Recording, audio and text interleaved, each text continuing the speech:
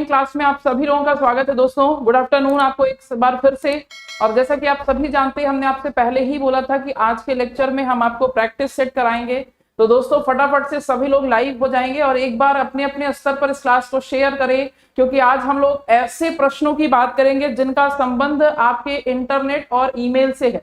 और आप सभी जानते हैं कि आप इंटरनेट और ईमेल एक ऐसे टर्म है जिनको इस्तेमाल भी हम सबसे ज्यादा करते हैं और यहाँ से प्रश्न भी निश्चित रूप से किसी भी परीक्षा में 2-3 बनते ही बनते हैं, जहां पर भी आपके कंप्यूटर के प्रश्नों को पूछा जाता है। तो सभी लोग बिल्कुल समय को वेस्ट न करते हुए आएंगे और अपने आंसर देने का प्रयास करिएगा। और आप सभी के कमेंट आज हम लेंगे डायरेक्ट। तो फटाफट से देखिए, क्वेश्चन नंबर फर्स्ट आप सभी के सामने है। आज आपको खुद मेहनत करनी है। हम आपको सही आंसर बताते हुए जो भी एक्सप्लेनेशन होगी संबंधित वो आपको यहाँ पर क्लियर करेंगे। तो पहला प्रश्न है कि निम्नलिखित में से कौन सा वेब ब्राउजिंग सॉफ्टवेयर है। ऑप्शन दिया है गूगल क्रोम है, मोजिला फायरफॉक्स है, एप्पल सफारी है या फिर उपयुक्त सभी है। वेब ब्राउजिंग सॉफ्टवेयर आपको बताया है हमने इसके बारे में। दोस्तों आज एक चीज और बतानी है आपको जो हमने क्लास में चर्चा नहीं की है, जिसमें हम आपको बता दें कि हम आपको क्लियर करेंगे कि वेबसाइट किसे कहते हैं। इसके बाद हम क्लियर करेंगे आपको www के बारे में। ये दोनों चीजें हम आज डिस्कस करेंगे क्लास के अंत में। तो इसके लिए अगर इससे संबंधित कोई प्रश्न यहाँ पर इंक्लूडेड होगा, क्योंकि आज सारे संभावित प्रश्नों को यहाँ पर इंक्लूड किया गया है और वो संभावित प्रश्न आपके रिलेटेड हैं इन चैप्टर से। तो इंटरनेट और ईमेल के चैप्टर से मैक्सिमम जितने भी क्वेश्चन बन सकते हैं हमने यहाँ पर इंक्लूड करने का प्रयास किया है। रही बात की अन्य प्रश्नों की, तो हम अन्य प्रश्नों को अगले प्रैक्टिस सेशन में फिर इन्वॉल्व करेंगे। तो 6 लेक्चर है आज, नंबर 6। इसके पहले 5 लेक्चर हुए हैं जिसमें आपको यहाँ से जुड़े हुए सभी टॉपिक क्लियर किया गया है। यहाँ पर बात हो रही है वेब ब्राउजिंग सॉफ्टवेयर की, तो कौन सा है। देखिए वेब ब्राउजिंग सॉफ्टवेयर क्या होता है, जिसका इस्तेमाल वेबसाइट ओपन करने में किया जाए। जिसका इस्तेमाल वेबसाइट ओपन करने में किया जाए। और वेबसाइट का मतलब कि किसी भी तरह की वेबसाइट, चाहे तो आप कोई सर्च इंजन ले लीजिए, चाहे आप किसी भी तरह की वेबसाइट खोलना चाहेंगे तो आप यहां से डायरेक्ट वेबसाइट को ओपन कर सकते हैं। और ऑप्शन ए यानी कि गूगल क्रोम एक वेब ब्राउजर है, बिल्कुल सही। मोजिला फायरफॉक्स एक वेब ब्राउजर है, आपने देखा है कंप्यूटर में हम इस्तेमाल करते हैं इन सारे वेब ब्राउजर का। इसके साथ ही हम इस्तेमाल करते हैं इंटरनेट एक्सप्लोरर का। इसके साथ हम इस्तेमाल करते हैं इंटरनेट एक्सप्लोरर का। इसके साथ हम इस्तेमाल करते हैं ओपेरा मिनी का। और बहुत सारे लोग यूसी ब्राउजर का इस्तेमाल भी करते थे, लेकिन जब चाइनीज ऐप को रिजेक्ट करने की बात आई तो सबने यूसी ब्राउजर को रिजेक्ट कर दिया। तो आप देखिए कि यहाँ पर दिए गए सारे ऑप्शन ही वेब ब्राउजर है। इसका मतलब option D is the right answer for question number first. देखते हैं कितने लोगों ने आंसर दिया है क्वेश्चन नंबर फर्स्ट का। बिल्कुल फर्स्ट का डी। राधे राधे, प्रतीक्षा, विशाल, सभी को गुड आफ्टरनून। फटाफट से देखिए, स्क्रीन नहीं दिख रहा है। सोनी मिश्रा, स्क्रीन दिख रहा है। आप देखिए अपनी मोबाइल को एक बार फिर से ऑन ऑफ करिए, देखिए हो सकता है कोई प्रॉब्लम हो मोबाइल से रिलेटेड। तो यहाँ पर आंसर डी होगा। याद रखेंगे इन 3 नाम के अलावा आपको ये सारे नाम भी याद रखने हैं जिसका इस्तेमाल हम वेबसाइट ओपन करने में करते हैं, उनको हम वेब ब्राउजिंग सॉफ्टवेयर कहते हैं। ठीक है, अगले प्रश्न की ओर बढ़ते हैं। क्वेश्चन नंबर 2 देखिएगा। भाषा के उपयोग से वेब पेज बनाए जा सकते हैं, अर्थात कौन सी भाषा का प्रयोग किया जाता है किसके निर्माण में, वेब पेज के निर्माण में। ऑप्शन दिया हुआ है HTML, www, web browser, internet explorer. Internet explorer क्या है तो अभी बताया है। इंटरनेट एक्सप्लोरर क्या है, it is a web browser, यह एक वेब ब्राउजर है। इसके बाद यहां पर लिखा है वेब ब्राउजर, ये होगा नहीं। यहां पर लिखा है www, तो ये भी क्या है, एक प्रकार का ब्राउजर ही है। यह भी एक प्रकार का ब्राउजर ही है। ब्राउजर क्यों कह रहे हैं सुनिए। आपने देखा कि जब भी आप कभी कोई वेबसाइट ओपन करते हो तो उस वेबसाइट में कंपनी के नाम के आगे www.google.com इस तरह से आपकी वेबसाइट क्रिएट होती है।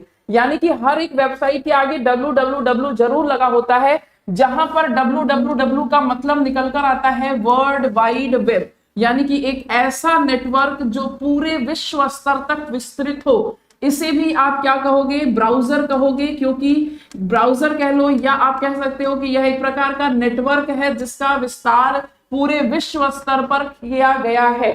तो अर्थात यह आपका एक ब्राउजर या एक नेटवर्क होगा। वेब पेज का इस्तेमाल हम HTML नामक भाषा के द्वारा करते हैं, जहां पर HTML का फुल फॉर्म होता है हाइपर टेक्स्ट मार्कअप लैंग्वेज। ये है आपका HTML का फुल फॉर्म। इसका इस्तेमाल हम HTML नामक भाषा का वेब पेज के निर्माण में करते हैं। जब हम वेबसाइट क्रिएट करते हैं जिसमें हम कई सारे वेब पेजों को इंक्लूड करते हैं, आप देखते हो कि कभी कभी इमेज आप डाउनलोड करो तो वो JPG के फॉर्मेट में डाउनलोड होकर HTML के फॉर्मेट में हो जाती है, और फाइल के लास्ट में .html लिखा होता है। इसका अर्थ ये निकलता है कि यह कैसी फाइल है, वेब फाइल है। क्लियर है? Option A is the right answer. Note करते रहिएगा सभी।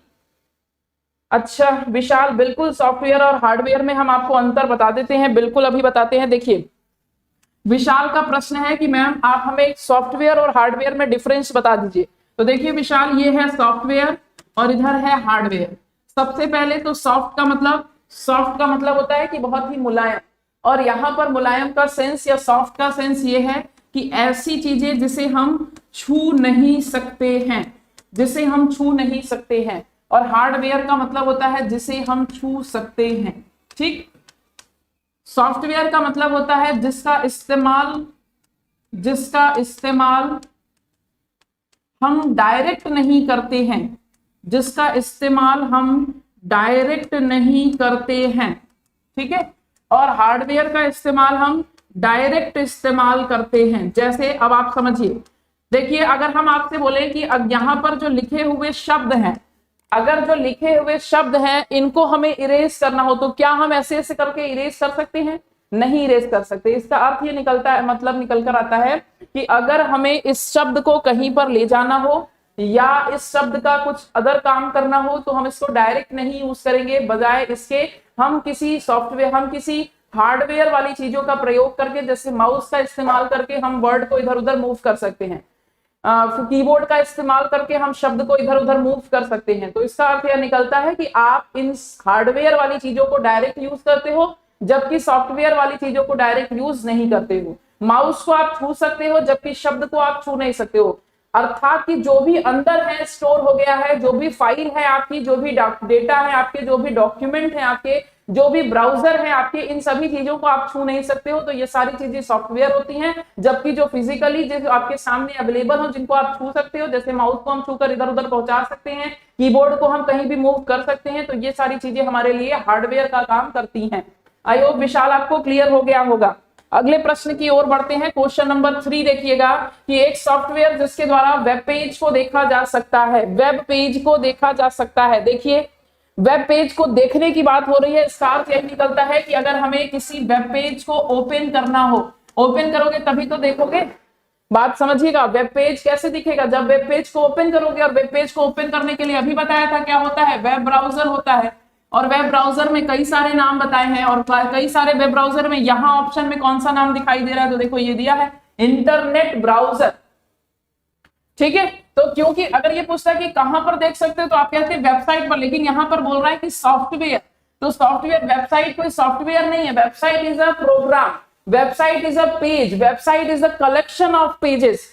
जैसे किताब क्या है, कई सारे पेजों का संग्रह है, लेकिन अगर हम पूछें कि किताब देखने के लिए आपको क्या करना होगा, तो आपको एक निश्चित दुकान पर जाना होगा या आप किसी निश्चित प्रोग्राम का इस्तेमाल करोगे। तो ब्राउजर के द्वारा आप वेबसाइट को देख सकते हो, वेब पेज को देख सकते हो, और ब्राउजर इज अ सॉफ्टवेयर अभी बताया। तो option C is the right answer for question number 3। I hope clear हो रहा होगा भाई। एक बार आज अपनी संख्या 100+ करिए।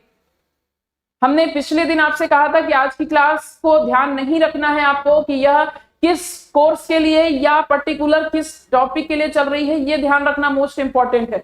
अगला सवाल देखते हैं, क्वेश्चन नंबर 4। निम्नलिखित में से कौन सा पहला वेब ब्राउजर के रूप में माना जाता है? अगेन आ गया क्वेश्चन वेब ब्राउजर, लेकिन यह कैसा है? पहला है। तो देखिए ये सारे वेब ब्राउजर पहले हैं, लेकिन सबसे पहला वेब ब्राउजर था मोज़ैक। जो internet explorer, UC browser, opera mini आज हम यूज कर रहे हैं, उसमें अगर हम देखें तो नंबर 1 स्थान पर आता है मोज़ैक, क्योंकि सबसे पहले इसका निर्माण किया गया था। इंग्लिश में इसको आप इस तरह से भी देखेंगे तो मोज़ैक की स्पेलिंग ये हो जाएगी, mosaic is a first web browsing software. Answer D is the correct answer for question number 4। Question number 5 देखेंगे कि वेबसाइट का प्रथम पेज माना जाता है। तो आइए, कई बार वेबसाइट के बारे में चर्चा हो रही है, एक बार हम यहाँ पर वेबसाइट के बारे में आपको बताते हैं। वेबसाइट के बारे में आपको बताते हैं, वेबसाइट होता क्या है। तो वेबसाइट को हम परिभाषित कर सकते हैं इस प्रकार से, वेब पेजों का संग्रह, वेब पेजों का संग्रह वेबसाइट कहलाता है। वेब पेजों का संग्रह वेबसाइट कहलाता है, ये इसकी परिभाषा हो गई। अब क्योंकि यहाँ पर परिभाषा में एक नया शब्द सामने आ गया, वेब पेज क्या होते हैं, तो वेब पेज के बारे में भी चर्चा कर लेते हैं। तो यहाँ पर वेब पेज की परिभाषा हो जाएगी कि HTML भाषा के द्वारा, HTML भाषा के द्वारा निर्मित किए गए पेज, निर्मित किए गए पेज वेब पेज कहलाते हैं।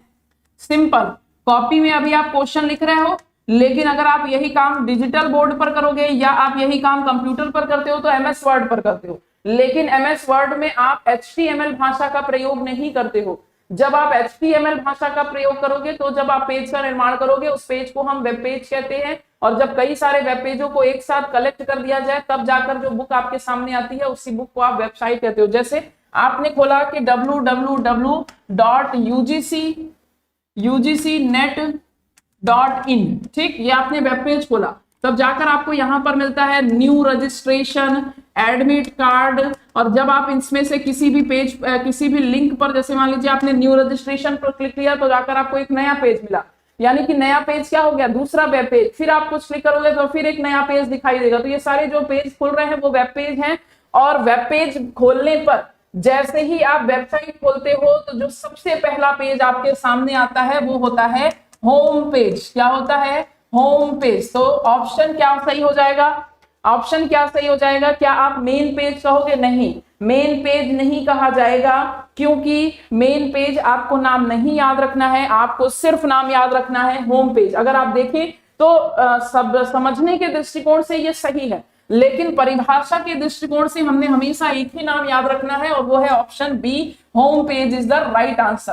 क्वेश्चन नंबर 5 का ऑप्शन बी। यह प्रश्न कई बार एग्जाम में पूछा है, इंपॉर्टेंट लगा लीजिए, और यहाँ पर लिखी गई सभी इंफॉर्मेशन को आप लिख लीजिए। होम पेज के बारे में यहाँ पर लिखा है, वेबसाइट का प्रथम पेज माना जाता है, क्या माना जाता है, होम पेज माना जाता है। भाई स्क्रीनशॉट ले लीजिएगा,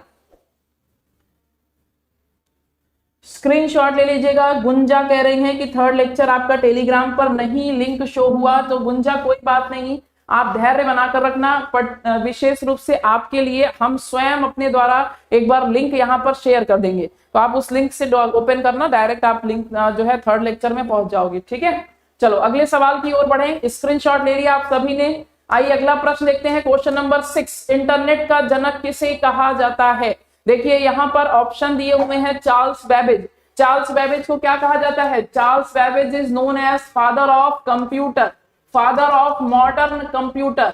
क्योंकि सबसे पहले कंप्यूटर का निर्माण किसके द्वारा किया गया, तो सबसे पहले कंप्यूटर का निर्माण अबेकस नाम से किया गया। अबेकस के बाद कैलकुलेटर का निर्माण हुआ, कैलकुलेटर के बाद सर्वप्रथम इंजन के द्वारा निर्मित किया गया कंप्यूटर, जिसका निर्माण चार्ल्स बेबेज ने किया था, इसीलिए चार्ल्स बेबेज को फादर ऑफ कंप्यूटर कहा जाता है।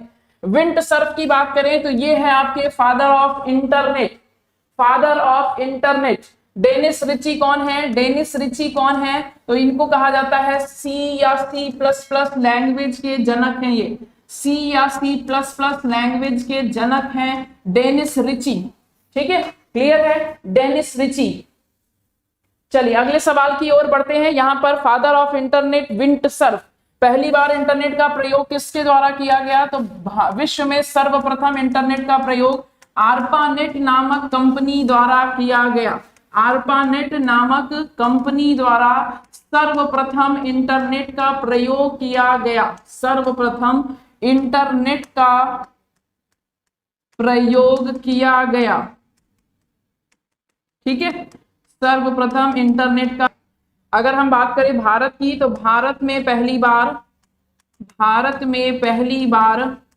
15 अगस्त 1995 को BSNL के द्वारा इंटरनेट का प्रयोग हुआ, द्वारा इंटरनेट का प्रयोग हुआ। ठीक है, क्लियर है। VSNL, विदेश संचार निगम लिमिटेड।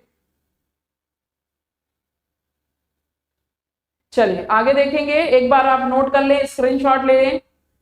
अगले सवाल की ओर बढ़ेंगे। आगे आप लोग देख लीजिए, कोई भी डाउट हो मन में तो आप कमेंट बॉक्स में कमेंट करते रहिए। आज आपकी डेडिकेटेड क्लास है जो इंटरनेट और ईमेल पर। उम्मीद करते हैं जो भी आपको क्वेश्चन जो डाउटफुल होंगे वो आप टाइप करेंगे, अदरवाइज हम क्लियर कर रहे हैं संपूर्ण चीजें।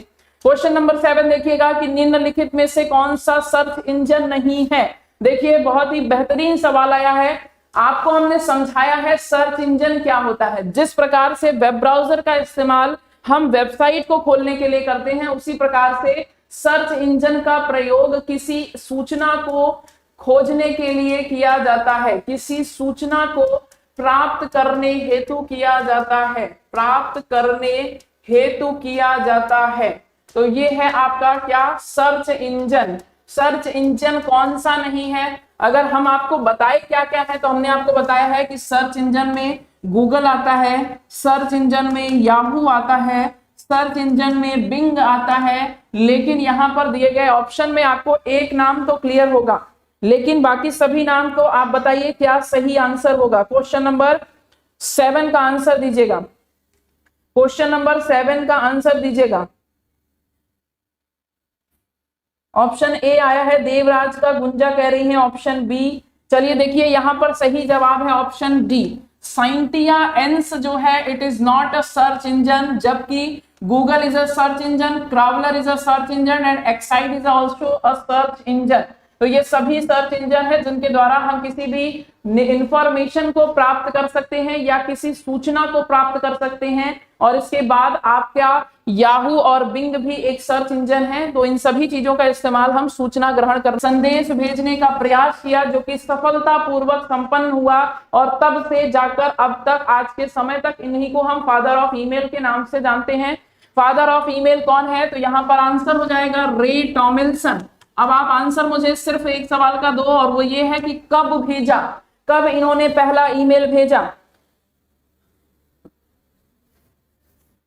जल्दी से बताइए कब इन्होंने पहला ईमेल भेजा है। करेक्ट आंसर क्या होगा?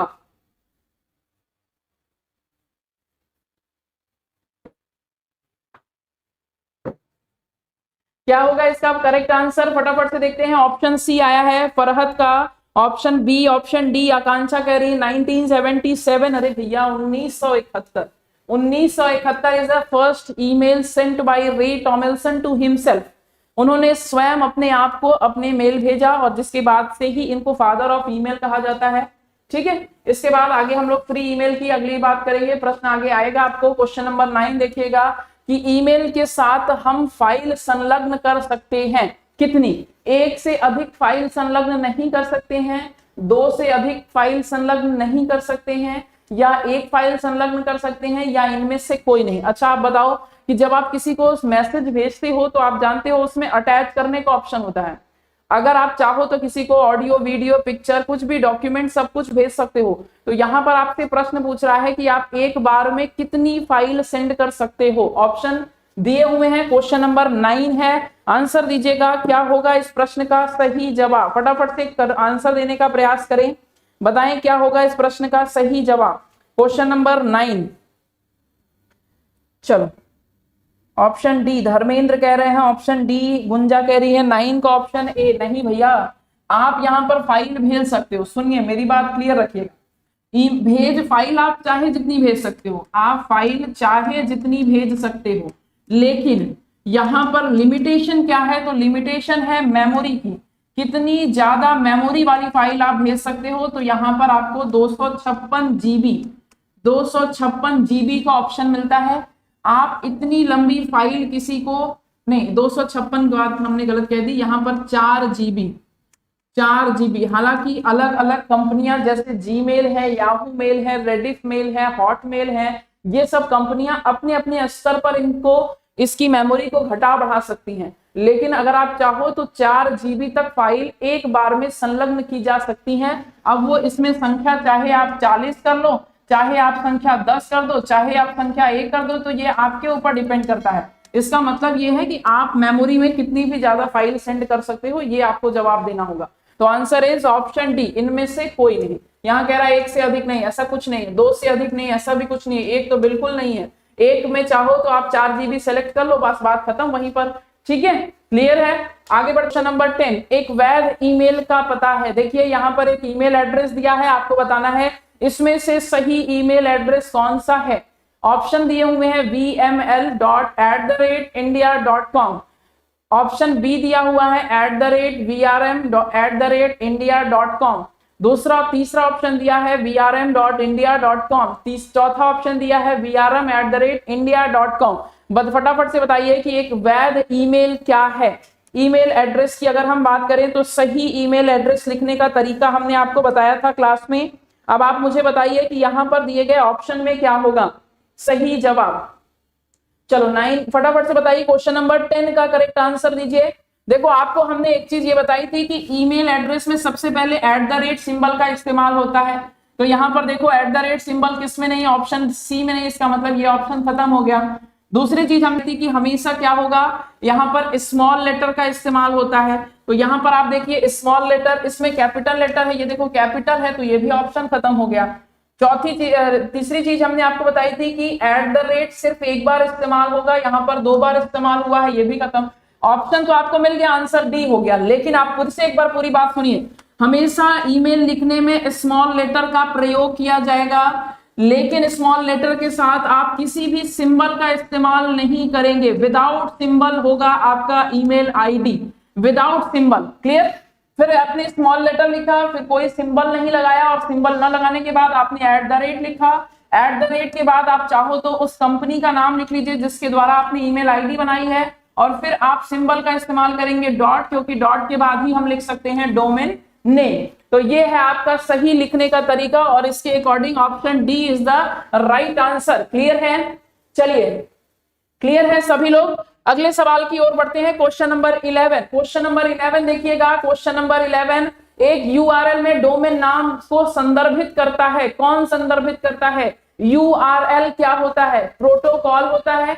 यूआरएल बताए थे ना, यूआरएल क्या है? एक ऐसा लिंक होता है जिसमें आपका संपूर्ण एड्रेस होता है, जहां से हमने क्या किया है, एड्रेस में क्या किया है, वेबसाइट ली है। जैसे अभी आप क्लासेस अटेंड कर रहे हो, लेकिन अगर आप चाहो क्लास का लिंक शेयर करना, तो आपकी जो क्लास का लिंक होगा उसको आप जैसे ही टच करेंगे तो आप डायरेक्ट हमारे पेज पर पहुंचेंगे। क्यों? क्योंकि एक वो विशेष लिंक है, लेकिन उस विशेष लिंक में डोमेन नेम कौन संदर्भित करेगा? Domain name. ऑप्शन ए दिया है प्रोटोकॉल, ऑप्शन बी दिया है सर्वर, ऑप्शन सी दिया है फाइल नेम, ऑप्शन डी दिया है डायरेक्टरी। पूरी बात समझिएगा ध्यान से। प्रश्न में क्या आपसे कहना चाह रहा है? प्रश्न में ये कहना चाह रहा है कि जो आप यूआरएल का प्रयोग करते हो, उस यूआरएल में जो डोमेन नेम होता है, वह डोमेन नेम कौन किसके द्वारा प्रदान किया जाता है। तो भाई डोमेन नेम आपको कैसे पता चलेगा? आपको तभी पता चलेगा जब हम अपनी कंपनी का डोमेन नेम आपको बताएंगे। और हमारी कंपनी, हमें पता है कि हमारी कंपनी का उद्देश्य क्या है। हमारी कंपनी का उद्देश्य है ऑर्गेनाइजेशन जैसे काम करना, तो हमने कंपनी के लास्ट में .org लगवाया। हमें पता है कि हमारी कंपनी कॉमर्शियल काम करती है, तो हमने कंपनी के नाम के वेबसाइट के लास्ट में .com लगवाया। इसका अर्थ यह निकलता है कि डोमेन नेम कौन संदर्भित करेगा? तो सर्वर संदर्भित करता है। सर्वर अर्थात हम संदर्भित करेंगे। क्लियर है। ऑप्शन बी हो जाएगा यहां पर सही जवाब। 11वें का option B is the right answer. अगला सवाल देखिएगा, ईमेल में किसको अवॉइड करने से बचना चाहिए? गलत ईमेल एड्रेस। भाई गलत ईमेल एड्रेस अवॉइड ही क्यों करना? वो तो यूज ही नहीं करना है। हम अवॉइड तो उसको करेंगे ना जो हमारे सामने है, जिसको हम अनदेखा कर देते हैं। यहां पर लिखा है स्माइल। भाई स्माइल, देखो हमने आपको बताया था ना, ईमेल में टू होता है, फ्रॉम होता है, सीसी होता है, बीसीसी होता है, सब्जेक्ट होता है, कंपोज मेल होता है, इसके बाद आपको मिलता है सेंड का ऑप्शन। ये सारे मैंडेटरी चीजें हैं। देखिए हट गया है, एक बार फिर से लिखते हैं। ईमेल जब आप भेजते हैं तो आपको टू दिखता है, फ्रॉम दिखता है, सीसी है, बीसीसी है, सब्जेक्ट है, कंपोज मेल है, और यहां पर आपको मिलेगा सेंड। टू आपको फिल करना ही करना है, फ्रॉम आपको फिल करना ही करना है, सीसी और बीसीसी आपके ऊपर निर्भर करता है, सब्जेक्ट आप चाहो तो भरिए, कंपोज मेल आपको मैसेज जो लिखना है वो लिखेंगे। भाई सब्जेक्ट में आपको हमने बताया था कि जब आप किसी को कोई मैसेज भेजते हो तो आप उसको एक शॉर्ट समरी में बता देते हो कि हम आपको लीव लेटर भेजे, हम आपको एप्लीकेशन भेजे, हमने आपको मैरिज का इन्विटेशन कार्ड भेजा, तो कुछ भी भेजो उसके लिए शॉर्ट एक समरी देते हैं। अगर आप शॉर्ट समरी नहीं दोगे तो सामने वाले को पता नहीं चलेगा उस मैसेज की इंपॉर्टेंस, और अगर इंपॉर्टेंस नहीं पता चलेगी तो हो सकता है कि वो आपका मैसेज न रीड करे। इस कंडीशन में आपको हमेशा सब्जेक्ट को देखना चाहिए, उसको फिल करना चाहिए, और आंसर हमारा यही सही होगा कि सब्जेक्ट हमेशा हमें क्या करना चाहिए, यूज करना चाहिए, सब्जेक्ट को हमें अवॉइड करने से बचना चाहिए। Option B is the right answer question number 12 के लिए। ठीक है, अगले सवाल की ओर बढ़ते हैं। क्वेश्चन नंबर 13 देखिएगा। क्वेश्चन नंबर 13, ईमेल संदेश को प्रोटेक्ट किया जा सकता है कैसे? ईमेल संदेश को, आपके पास ईमेल आया है, अगर आप चाहे उसको सेव करना वो भी सिक्योरिटी के साथ, तो आप क्या करोगे? मिररिंग करोगे, कैशिंग करोगे, इंक्रिप्शन करोगे या रीसेंडिंग करोगे? बताइए क्वेश्चन नंबर 13 के लिए सही जवाब क्या होगा? क्वेश्चन नंबर 13 के लिए सही जवाब क्या होगा? फटाफट से आंसर देंगे, क्या होगा? 13 नंबर का आंसर दीजिए। अच्छा, आकांक्षा एक बार बी बोलती, एक बार सी बोलती, भाई सोच समझ के आंसर दीजिए, थोड़ा सा समय लीजिए, बट कोई बात नहीं आकांक्षा, आपने एटलीस्ट ट्राई किया है, आपकी जो कोशिश है वही आपको निश्चित सफल बनाने में हेल्प करेगी। यहां पर बात हो रही है तो आप शब्द का मतलब समझिएगा। इंक्रिप्शन जो आंसर है ऑप्शन सी, इंक्रिप्शन का मतलब होता है कोडिंग करना, और डिस्क्रिप्शन का मतलब होता है, इंक्रिप्शन और डिस्क्रिप्शन ये दो वर्ड होते हैं। इंक्रिप्शन का मतलब कोडिंग करना और डिस्क्रिप्शन का मतलब डी कोडिंग करना। अब आप ये सोचो कि आपको प्रोटेक्ट करने की बात कर रहा है, इसका मतलब कि अगर आप किसी चीज को प्रोटेक्ट करना चाहते हो तो आप चाहो तो उसका कोड में इस्तेमाल कर लो।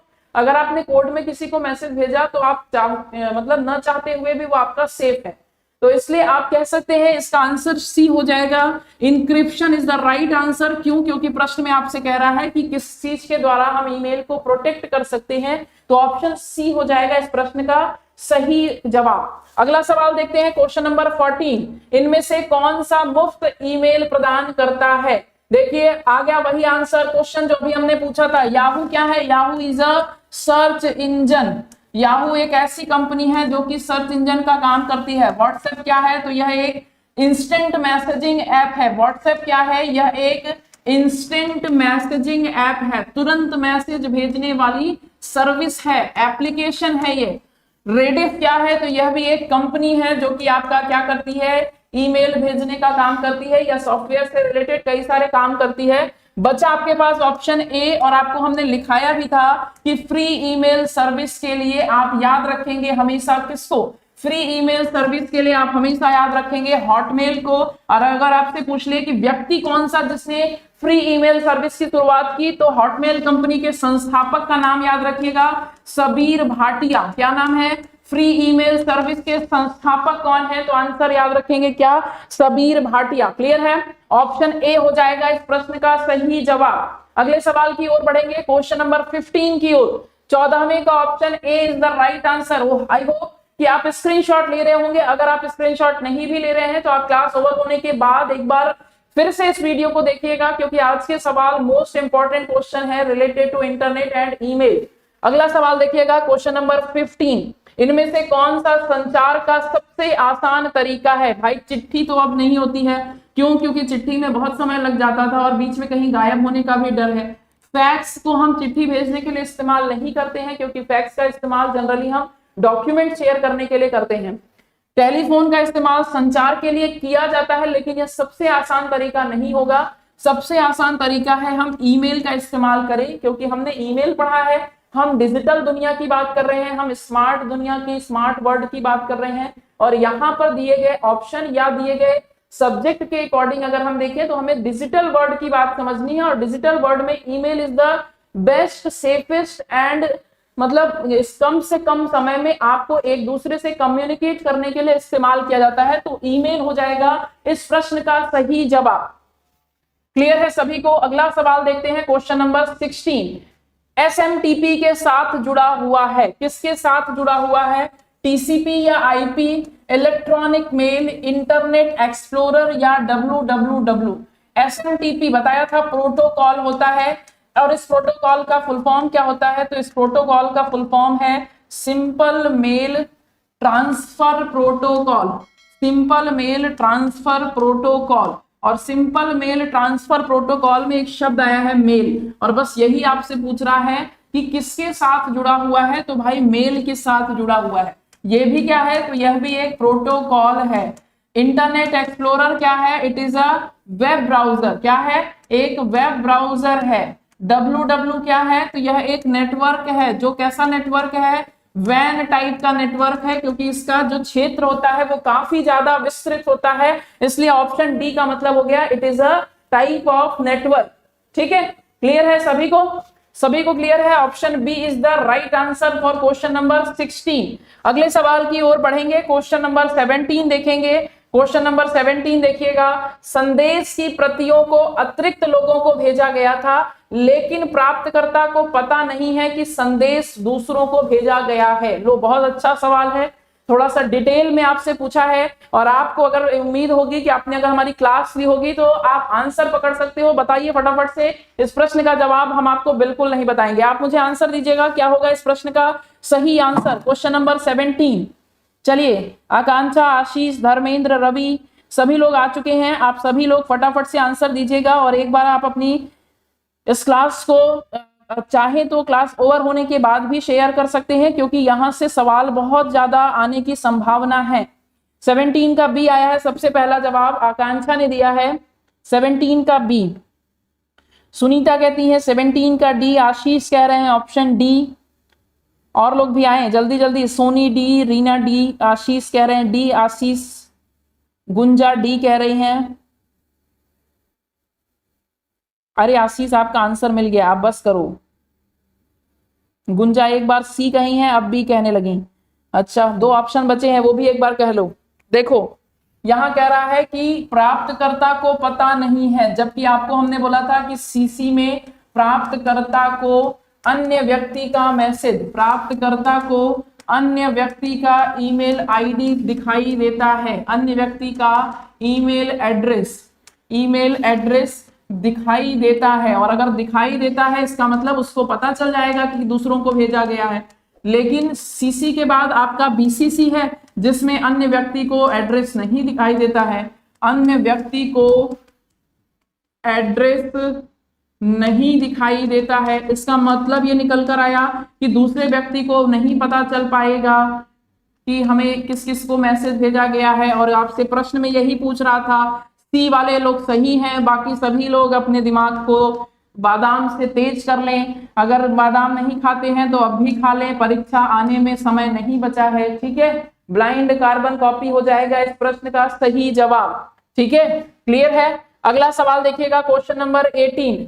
क्वेश्चन है कि ईमेल पते में आईएसपी पते के साथ उपयोगकर्ता नाम को अलग करने के लिए उपयोग किया जाने वाला प्रतीक है। एक तरफ आपको मिलता है क्या, यूजर आईडी, दूसरी तरफ आपको मिलता है क्या, @ के पहले एक पोर्शन है और @ के बाद दूसरा पोर्शन है। दूसरे पोर्शन में आपको मिलेगा कंपनी का नाम और दूसरा आपको मिलेगा डोमेन नेम। यानी यह कौन प्रोवाइड करेगा, तो इंटरनेट सर्विस प्रोवाइडर प्रोवाइड करता है।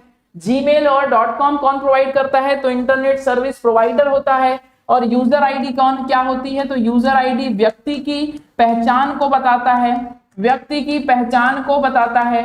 और किसके द्वारा इन दोनों को अलग किया गया है, तो @ सिंबल के द्वारा, यानी C for Chandra is the right answer. @ के द्वारा इन दोनों को अलग अलग भागों में बांट दिया जाता है। क्लियर है, 18वीं का ऑप्शन सी हो जाएगा सही जवाब।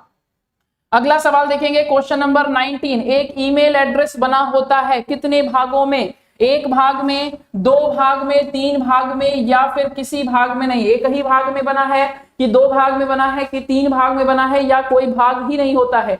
चलो बताओ क्या होगा इस प्रश्न का सही जवाब। देखते हैं कितने लोग कंसंट्रेशन के साथ क्लास ले रहे हैं। अगर आपने पहले नहीं भी ली होगी तो आप चाहो तो अभी की क्लास देख रहे होगे तो भी हमने आपको जवाब दिया है। फटाफट से उम्मीद करते हैं इस प्रश्न का जवाब सभी लोग सही देंगे।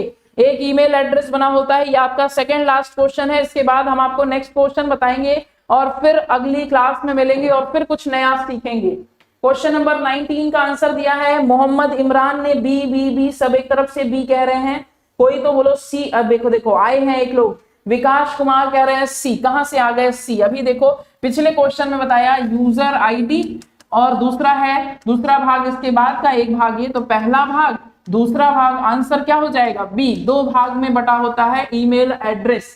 अगला देखिएगा अंतिम प्रश्न, लीजिए देखिए आपके मन का सवाल आ गया है, उम्मीद कर रहे हैं आपको यह फेस दिखाई दे रहा होगा और यह सोचिए कि आपको ये इस एग्जाम में क्वेश्चन आपसे ना पूछा गया है, यूजीसी के पहले बहुत मतलब कम से कम 5 से साल पहले का एग्जाम पेपर था, 2013 या 14 का आई थिंक पेपर था जिसमें यह सवाल आया था।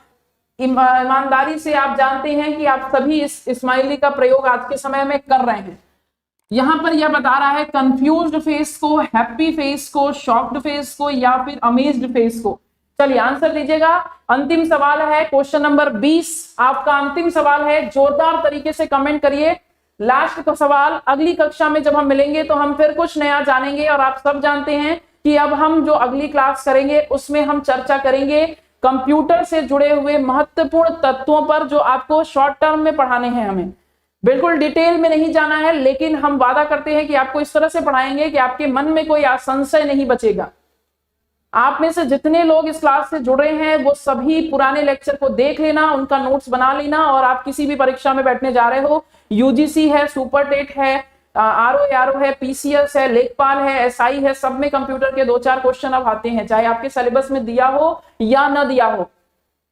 ठीक है, चलिए फटाफट से देखते हैं आंसर आगे होंगे। 100 क्वेश्चन नंबर 20 का आंसर क्या आया है? ऑप्शन बी सब एक तरफ से कह रहे हैं, बिल्कुल option B is the right answer. Happy face है ये, कंफ्यूज्ड फेस अलग होता है। आपने देखा है स्माइली एक ऐसी होती है, आंख ऐसे ऊपर ऊपर सी बन के आती है, वो होता है कंफ्यूज्ड फेस। शॉक्ड फेस भी ऐसे होता है, एकदम बड़ी बड़ी आंख होती है, ऐसे करके कुछ ऐसे होता है। अगर भाई स्माइली बनाने आता तो फिर हम ही स्माइली के जनक माने जाते ना। तो ये थे आज के आपके सवाल। आई होप सभी को मजा आई होगी। क्वेश्चन कैसे लगे एक बार कमेंट करके बताइए, क्लास कैसी लगी एक बार ये भी कमेंट करिएगा। बाकी अगर कोई मन में क्वेश्चन है तो आप चाहें तो वीडियो ओवर होने के बाद भी कमेंट बॉक्स में कमेंट कर सकते हैं। समय हो चुका है अगली क्लास का और इसलिए हम इस क्लास को समाप्त कर रहे हैं। अदरवाइज आज हमारे पास प्रश्न काफी ज्यादा थे। देखिए अभी भी आपको प्रश्न दिखाई, अच्छा यहाँ पर 20 क्वेश्चन इंक्लूड है। तो इसके बाद हम लोग अगली कक्षा में फिर बात करेंगे अगले कुछ नए टॉपिक पर। आज की क्लास कैसी लगी एक बार कमेंट करके बताइए। और अच्छा स्माइली भेज रहे हो बताने के लिए तो बहुत बहुत धन्यवाद। हम सभी लोग स्माइली भेजकर एक बार बता दें कि आज की क्लास कैसी लगी है। तो धन्यवाद आप सभी का, ऑल द बेस्ट। आप सभी को अगली क्लास में मिलते हैं, तब तक के लिए धन्यवाद। और कल की क्लास का इंतजार करिएगा, कल भी आपकी क्लास एज यूजुअल अपने टाइम पर चलेगी। Thank you.